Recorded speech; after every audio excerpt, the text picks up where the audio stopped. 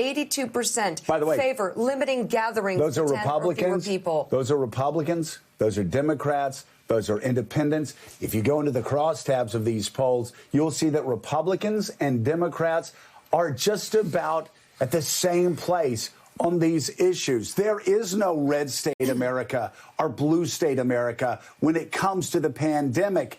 There is just a United States of America who says, why don't we listen to the doctors and scientists instead of politicians who are darting about left and right on stage? They're talking to their own doctors. Overall, 61% say the step taken by the government to prevent coronavirus infections in their area are about right, while 12% say they go too far.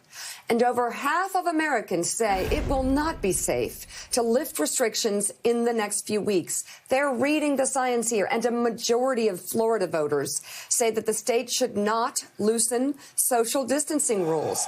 According to a new Quinnipiac University poll, 72% of Florida voters oppose loosening social distancing restrictions by the end of April. That includes 75% of Florida voters over 65 years old. Joe, they're scared. So listen, I mean, Willie, these numbers are so stark. 80% of Americans support the stay-at-home guidelines right now. 80%, 8 in 10. We haven't seen polls like that since after 9/11. I mean, 80%. 87% of Americans believe what the government's doing right now as far as the stay-at-home orders are either just about right or actually not strong enough. 87%, almost 9 in 10. And 72% of Floridians want the stay-at-home orders and guidelines to stay in place and think that actually getting back at the beginning of May is too soon. So again, you know, people can take what they want from all of that. I have said, I think if social distancing is allowed, people should be able to walk on beaches. People should be able to walk through public parks. People should be able to walk through public spaces. Yes. So I may be a little more out there than I think most Americans. But the overwhelming majority of Americans believe that we need to stay locked down at least into May. Yeah, we've been talking about this, Joe, as a partisan pandemic, I think a term that John Meacham coined. I think that's true from the president's point of view, perhaps from leadership's point of view, but it's actually not, according to the country. There's no red, there is no blue here. You talked about the crosstabs. Let me break this out, this AP poll, because I think it's fascinating. Among Democrats, you might expect this. 95% of Democrats believe that the restrictions are about right or don't go too far. Okay, you might think that makes sense to you. How about Republicans? 78% of Republicans believe the restrictions are about right or don't go far enough. 78% of Republicans when you put those two groups together. So this is not, Casey Hunt, about Republicans running to the side of President Trump. I think it's a case of the president misreading the country. We know he watches television. We know he probably saw some protests on cable news where people were waving his flag. It turns out those were tiny protests, AstroTurf protests, put up by one family or a few guys who posted to Facebook and rallied some people in these cities. But it's not the country. And I'm not just talking about Democrats who don't like Donald Trump. It is not Republicans. Again, 78% of Republicans say these restrictions are about right or don't go far enough. And this is why, Willie, to Joe's point, what the president is doing in the briefing room every day is he's essentially using the same strategy that he has tried to use throughout the course of his presidency, which is to insist on his own version of reality. But we are now seeing that instead of having a group of Americans that are willing to believe that and follow that no matter what, in the face of whatever other set of information is coming at them from a different place, instead of looking at that through a partisan lens, they're looking at it through the lens that the doctors, the experts, the head of the CDC, Dr. Birx, Dr. Fauci, the way that they're putting it to them. And if you dig into the trust numbers in these polls, that's increasingly obvious as well. People are saying they don't trust President Trump on this. They do trust the experts on this. And this is why this is such an overwhelming, crisis for this president heading into the fall.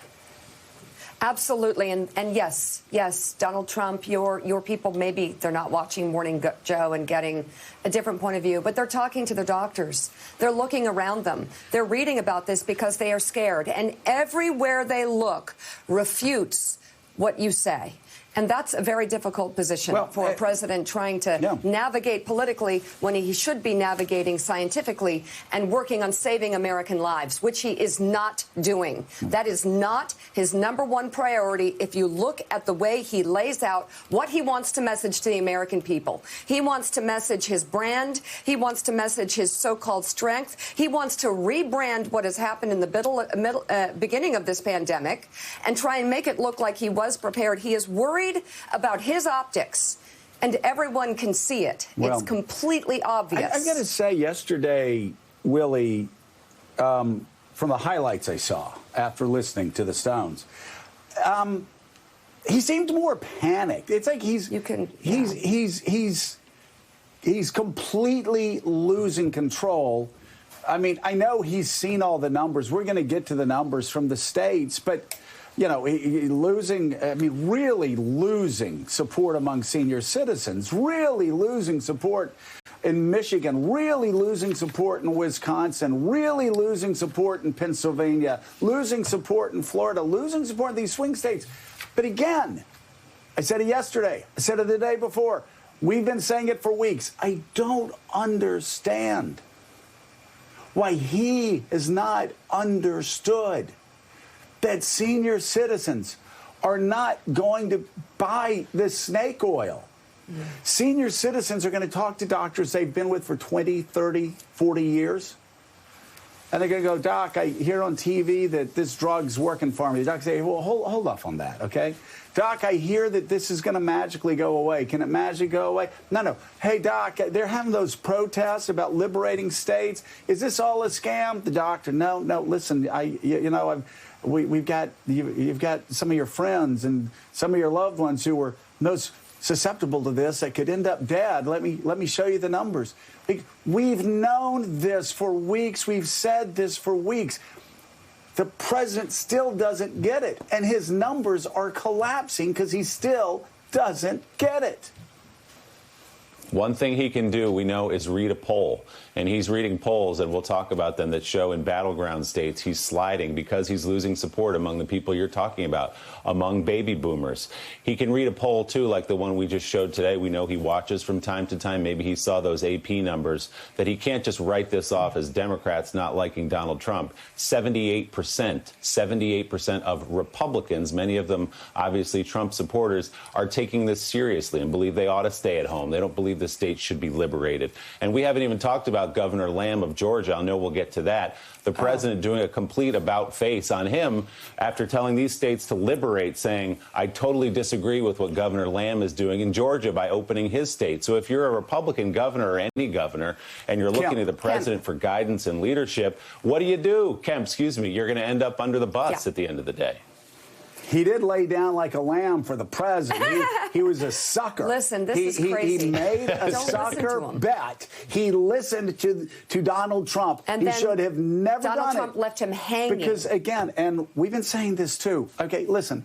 Just listen to us, okay? Because we know how this ends for you. If you a hot stove. Listen to Donald Trump, it's a hot stove. Just don't touch it. Okay, he's looking, governors, he's looking to blame you. He doesn't want to be blamed. That's why he said, I'm Mussolini. Then he goes, no, I'm not Mussolini. You're in complete charge. You open it up. And then he said, liberate right after that. And then he came back and he said, well, we need to listen to the doctors. And then he totally, he gets Kemp. He lifts him up. Yeah, throws him on that hot stove. Throws him under the truck. Oh, my Lord. Asks the truck to back up. Runs over him again. Politically leaves this guy in the middle of the road. And guess what? He should have seen it coming. All the governors should see it coming. Donald Trump's freaked out right now. He's concerned about his own reelection. And he's looking at you, governors, to throw you under the bus. So why don't you do this? Why don't you do the right thing? Talk to your mayors. Why don't you talk to your mayors? Talk to your citizens. See what the people are saying. Scientists. Listen to doctors. Listen to nurses. Heck, listen to your own doctor. Listen to your own personal doctor. Talk to them